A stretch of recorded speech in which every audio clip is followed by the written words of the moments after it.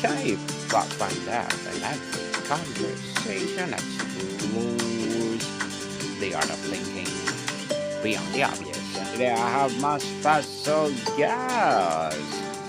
They are both luxury relationship coaches, none other than Dr. Amy and Mr. Roy Clark. Howdy, friends. Welcome, both of you. And can Good you to be here. please? Thanks for having us on. Yes, indeed. And can you please introduce more about yourself that I miss? Well, absolutely. We've got a combined practice of 40 years. So I've been coaching and counseling and working with people for 30 years. And Dr. Amy, my beautiful bride, has been doing this for 10 years, right? Mm-hmm. Yeah. So, yeah.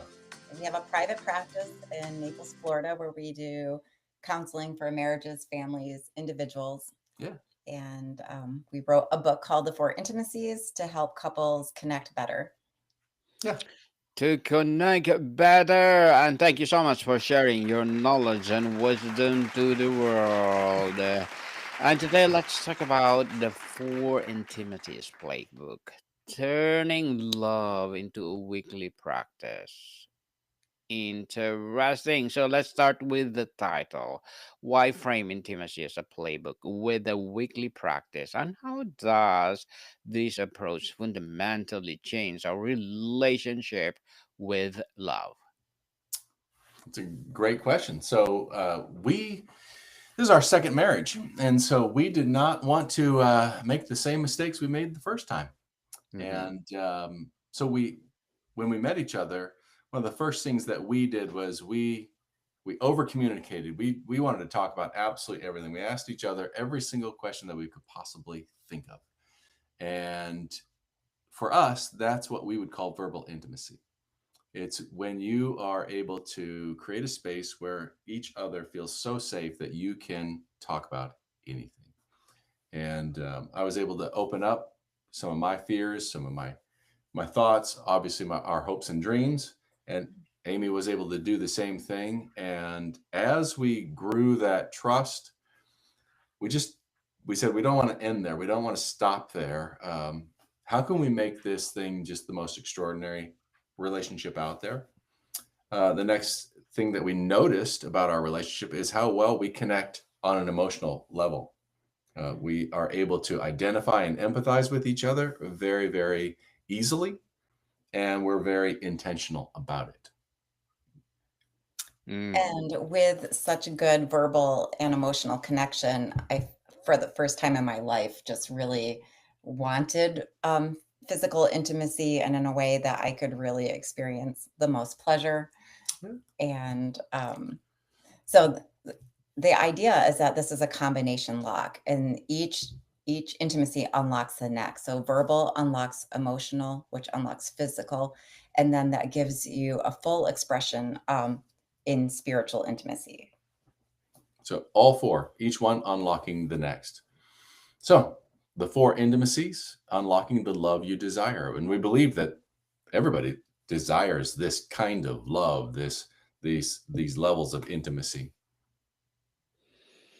What was the catalyst or the personal story that led you to believe love needed to be broken down into practice rather than left to chance or grand gestures? Yeah, great question.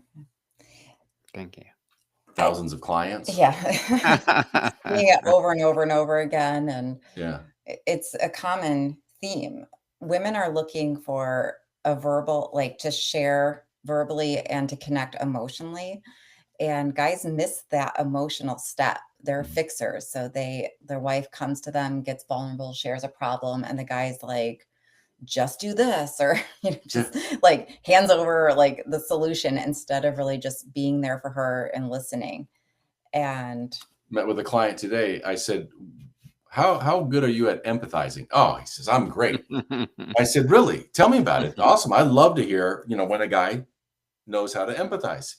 I said, what does it look like? He says, well, I built her a house. I said, hold on. What do you mean? Yeah. I built her a house. We live in this gorgeous house. I built it for her. I said, oh, I apologize. I'm sorry. Empathy. Like you said that you're great at empathizing. How did you do that? Well, I don't know. I do the dishes. I help out with the laundry. I'm like, I'm not sure we're, you know, Listing acts of service and right. And he does love her, Yeah. right? And he just works his butt off for her. I said, okay. So here's what empathy looks like. Hey, babe, you look a little stressed. You okay? Yeah. And so she would say, well, I've got these things going on. And I would say, oh, yeah, I would be stressed too. I'm stressed with you, honey. I don't have the same level of stress. And there are emotions I don't even agree with sometimes. I wouldn't be mad at that, but she's mad. Okay, baby. Yeah. Sorry you feel that way. That is so real. Absolutely. For Mhm. sure. That makes sense. Say all these affirming things when it comes to her emotion. She does the same thing for me. And I know that we get in this idea that, men want sex and women want conversation. Well, it actually turns out that men would like to have some real conversation too. And we would love to be connected with emotionally. Like I don't need you to cry with me all the time, but if you just were able to say, hey, Roy, that's got to hurt. It does. It does really hurt. And then, we talk about this in business as well, that the 4 intimacies works in business. It also works in child rearing. Obviously, the physical intimacy is a non-sexual touch for children. And in business, we call it behavioral intimacy. And so with your clients, you talk about verbal, you connect emotionally, and then it's not physical intimacy, it's behavioral intimacy. If you want your people, employees, whoever, to change their behavior, well, then connect with them verbally and emotionally, and then see what happens behaviorally. And then for us, spiritual experience is combining all three. It's when you experience all three that you have this new awareness of spirituality, and you do have a pursuit of a spiritual experience that's bigger than you, that is good, and that is mysterious. So, did that answer your question, Daniel? Yes, definitely. And very well said. Very, very well said. Before intimacy suggests a holistic approach, can you briefly name them and explain why neglecting just one can cause the entire structure of relationship to feel unstable? Fire away, The babe. 4 intimacies Yeah. or the 4 pillars? The 4 intimacies or the 4 pillars of a relationship? Yes, go ahead. Yes. The 4 pillars.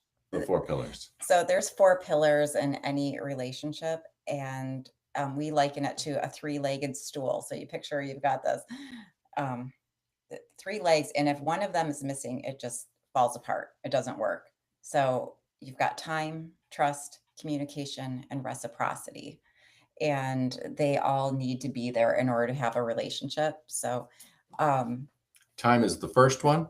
It's broken down into 2 items: quality and quantity.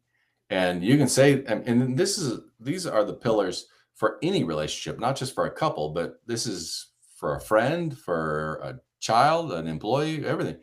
You have to spend time. Time is one of the essential elements, and it's got to be quality time, and there has to be quantity time.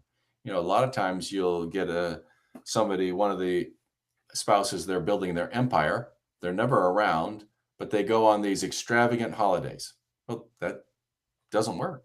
It's got to be both quantity and quality for there to be a relationship, not an empire. You find out that empire builders actually have better relationships with their employees. Why? They spend more time with them.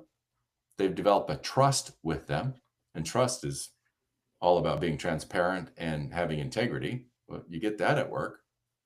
And then it's about communication. It's 90% listening, and then 10% being able to articulate. And then reciprocity. That's the fuel that keeps a relationship going. So without that, it just comes to a screeching halt. Right. Sometimes you have a giver in the relationship. And so for a while, they will just overgive and try to carry the relationship from one side. But then one day, usually without much notice, the person just hits a brick wall and says, I'm done. Yeah. And it comes to a very big surprise to the other person, usually. Very slowly and then all at once. That's how relationships fall apart. Slowly but surely. Oh my goodness. For the couple says, we're too busy for a weekly practice. Hmm. What is your response? How does this system actually create time and energy rather than consuming it?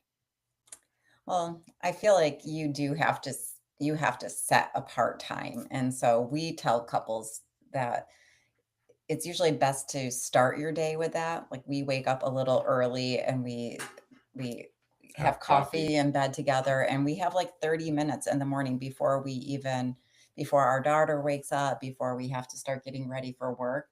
So we're very intentional about carving out that time, and then we put in the four intimacies, but Right. you have to create that space.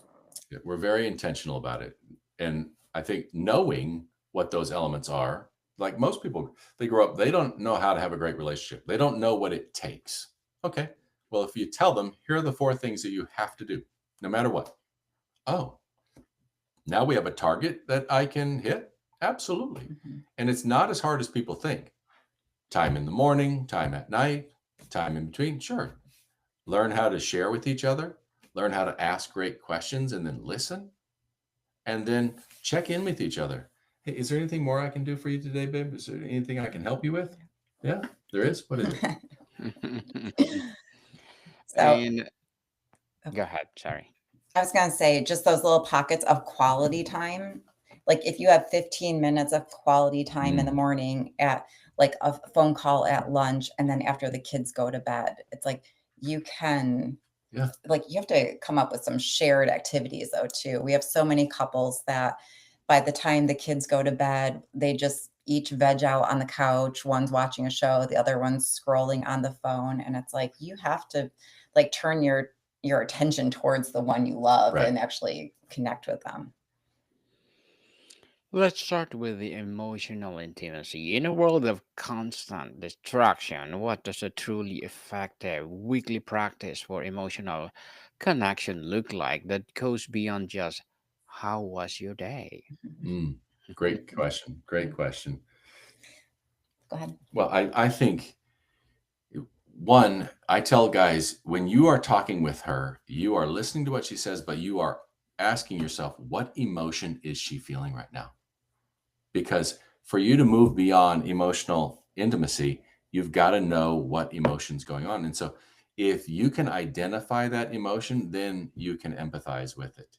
And so that emotional intimacy is it's not rocket science. It's simply identifying what she or he feels and then asking about it. Hey babe, are you angry at all? Or is there anything bugging you? Yeah, and then the follow-up questions too. Right. A lot of times somebody goes, "I'm fine." It's like, "Fine is never Mhm. fine." That's Right. all that's your first clue when something's Right. wrong. But, and then it's like, "Okay, like, tell me more," or peel back the layers. "Well, how was your morning?" "Oh, my Yeah. morning was good." "Okay, did something happen at lunchtime?" And you can facilitate the conversation just through good follow-up Hmm. questions. Anything else, babe? Is there anything else on your mind? Yeah, What and else? I feel like especially women, we're more in touch with our feelings, so we would probably say, like, "I felt so frustrated this morning." And then Mm, he can pick up on that, "Oh, yeah, that would be frustrating." right. But if you like, we do get some people who are very stoic, and it's hard to read the emotions, so then you just ask, like, "How did that feel?" Right. Or, "Did that bother you?" Or whatever it is, and then listen to the emotion and then validate it. Yeah. Well, validated for sure. Intellectual intimacy is fascinating one. How can couples effectively cultivate a meeting of the minds and run or turn disagreements into source of connection rather than conflict? Mhm. That's interesting. We don't write about intellectual intimacy, but we hear about it every once in a while. I think one of the if I think what we do is we talk about spiritual intimacy as being this pursuit of an experience or a God that is bigger, that is good, and is mysterious. And the reason why we put mysterious on there, I think that ties back into the question in regards to intellectual intimacy. There is a pursuit of not knowing, or there's a belief in not knowing. So we tell couples all the time, I'm always right. I mean, just ask my wife, right? And so, but we approach each other with this idea, I could be wrong. When it comes to intellectual intimacy, if you think you're right, there's no learning. If you think that you're never wrong, there's no learning. And so for us, it is about exploring together. We're reading all the time. We're listening to podcasts. We're, listening to books on tape all the time.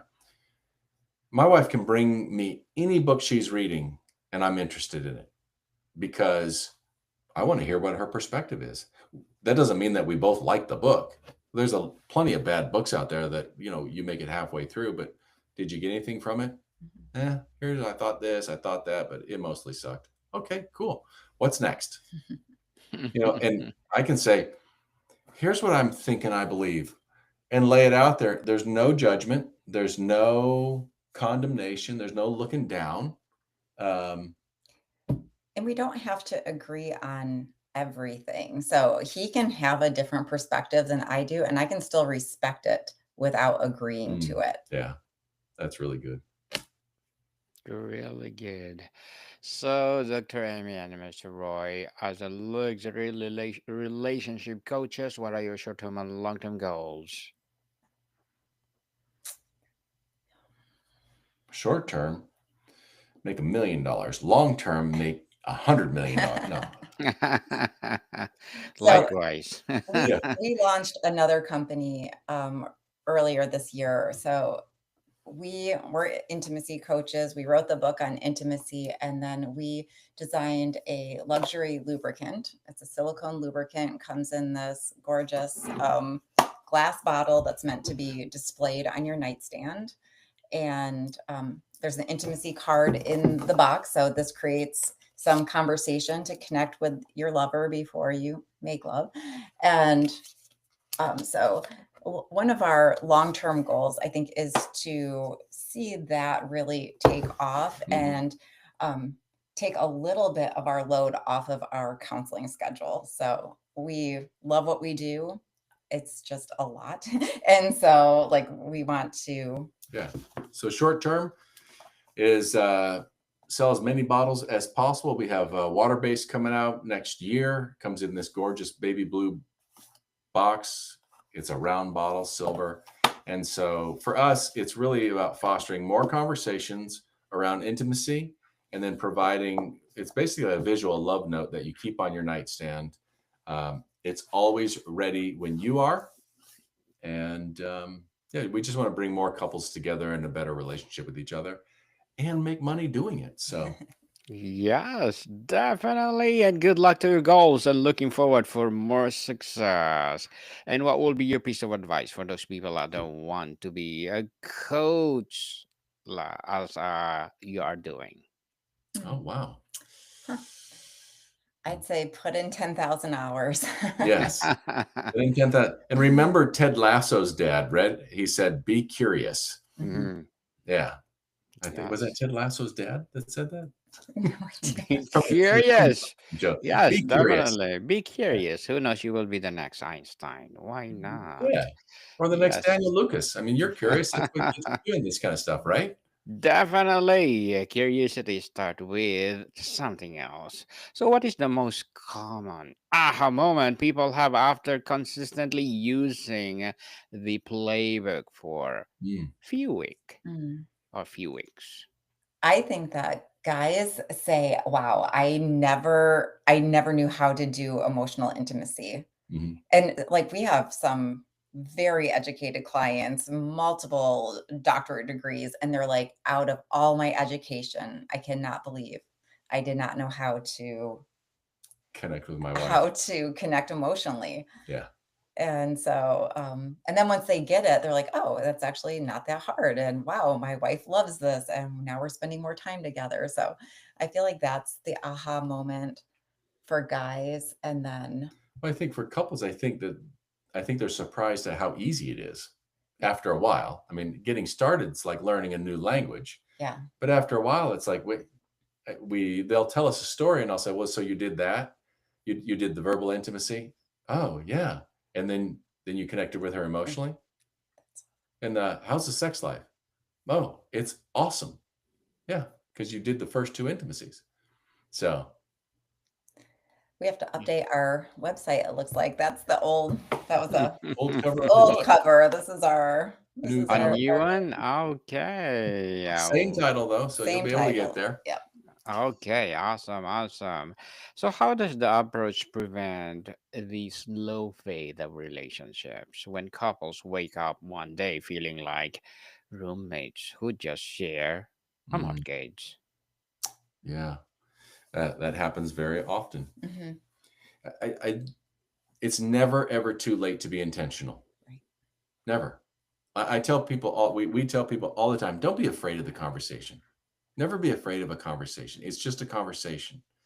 And don't let yourself get so worked up. Remember, it's just the conversation. And so if you can get couples to have these conversations, you can turn a relationship around overnight. Hmm. We usually use the three-legged stool model as a diagnostic Mhm. tool. So if somebody comes in, they said, we don't even know what's wrong, we're just so distant, then we go through time, trust, communication, reciprocity, and we have them rank those 4 areas on a scale of 1 to 10, and that gives us the area that we're going to start with. Mhm. But then we dive right into the 4 intimacies of how to share how you feel in a non-attacking way, and how to be patient and listen to your partner, and without getting defensive. Mhm. Yeah. So, if you could get every couple to commit to just one single practice from the entire playbook, what would be and why? Mm. Ask questions. Yeah, I would say. Yeah. So in verbal intimacy, we have a sentence in the book and it goes like this: We ask questions and listen with the intent to understand and a willingness to be influenced. If you can do that, if you can remember that one sentence, so in other words, ask questions and then be quiet, but listen. Don't listen to say the next thing, listen to understand, and then give your partner so much authority and so much respect that you let them influence you. If you can do that, I think you're on your way to a great relationship. Definitely. And before we wrap up our discussion for today, I'm inviting you to please do listen to my other podcast, people, because my abstract essay is already in 5th season, abstract poetry in 2nd season, and my book 101 review in 5th season too, comedy 101 in 3rd season, and my food 101 in 5th season as well, geography 101, love letters, movie 101, and music are in 4th season, science 101 and sex 101 in its 2nd season. I'm a baby podcast, Law 101, and Mental Health and Bible Verses 101. Please listen to them wherever you listen your podcast. So ultimately, this is not just about saving struggling relationships. How can the 4 Intimacies playbook help already happy couples achieve a level of connection they didn't even know? Mm. We love working with those I couples. know, those are our favorite. Yes, definitely. Again, I feel like it's just it's dreaming together, it's that shared vision, Mhm. it's um taking that verbal and emotional intimacy into physical intimacy. So a lot of couples have been together for a long time, but one thing that people do not do enough, that I think it's pretty rare for couples to actually talk about sex, Yeah. even between themselves. Yeah. And so when they polish off their verbal intimacy skills, and then we encourage them to take that into physical intimacy. What did you like? What did you not like? Um, is there anything you're interested in trying? And Mhm. just exploring the bedroom a little bit more. That has really like taken Yeah. couples that have been together for a long time and put a spark back into their relationship. They're like, "Oh, we don't talk about sex." Okay. We need to. Yeah. Right. What do they Okay. say? Talking about sex isn't sexy. That's what the Mhm. women say to me, and Yeah. then I say, "Well, talking about sex makes it better, and better sex is sexy, Yeah. so it's So the step to get there." Yes. Will you be my guest on Sex 101 and let's talk about your book again? Or You either bet. Book 101 review? I'm inviting you both and let's promote your book itself for sure. People will empower their relationships, their success, or whatever will improve the areas of their lives. So, can you please invite our listeners to support your book, your advocacy, or whatever projects that you are doing right now? But thank you so much for sharing your knowledge and wisdom to the world through your book and hoping for more and more empowering books like this to come. Wonderful. Thank you, Daniel. Yeah, thank you for having us. No worries. So, where do people buy your book? Oh, on Amazon.com, and you can get the lubricant at AriaLuxeLife.com. Aria, ARIA, Lux, LUXE, life.com. Yes, people, let's support Mr. Roy and Dr. Amy because if you support them, for sure, more and more empowering relationships will rise. So, both of you, thank you so much for your time. Thank you very much, Thank you, Daniel. Daniel. More to come, people. See you soon.